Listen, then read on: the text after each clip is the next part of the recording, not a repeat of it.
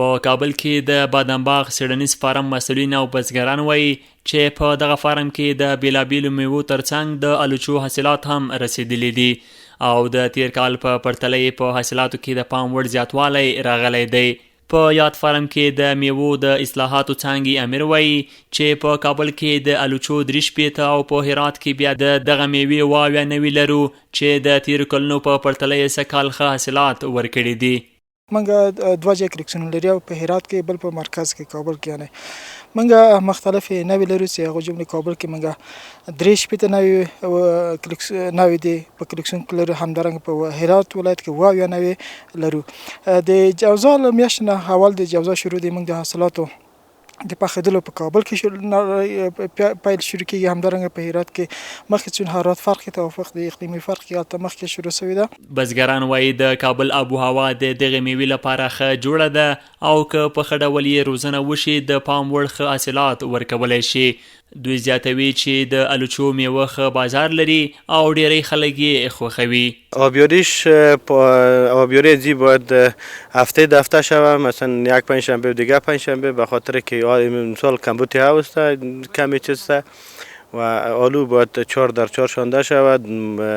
آبیاریش هم هفته شود. سیستم آبیاریش هم خودتون میبینین که سیستم چیز نیست، دوره ای نیست، دو طرف نهال است که آب برشان میاد. مارکت خوبش داره، در بازار بسیار خوش میکنه و خریدار زیاد دارن. اینا مارکت خوبش است، دانش کلان است و میوهش هم خوبش است. د کرنې وزارت مسؤلین زیاتوي چې تیر کال په هیواد کې نږدې 10,000 میټریک ټنه الوچې تولید شوي وي چې زیاتره یې په هلمند، کندهار، هرات، بغلان، تخار، کاپیسا، میدان وردګ، کابل او یو شمېر نور ولایتونو کې راټول شوي وي.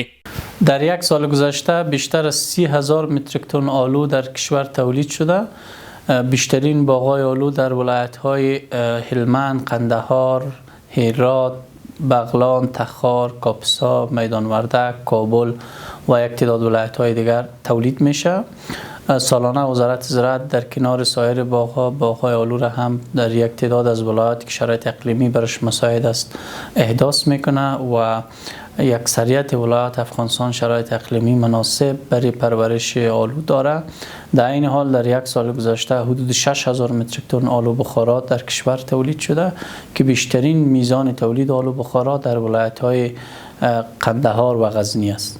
د بادام باغ فارم چې د کرنې او مالدارۍ وزارت اړوند دی، مسؤلین یې وایي چې له دې فارم څخه یې ګڼ شمېر اصلاح شوي تخمونه پر بزګرانو ویشلي دي. افغانستان یو له هغو هیوادونو دی چې د وګړو اقتصاد یې تر ډیره بریده په کرنې ولاړ دی او د دې هیواد تازه میوې په ټوله نړۍ کې ځانګړی نوم لري.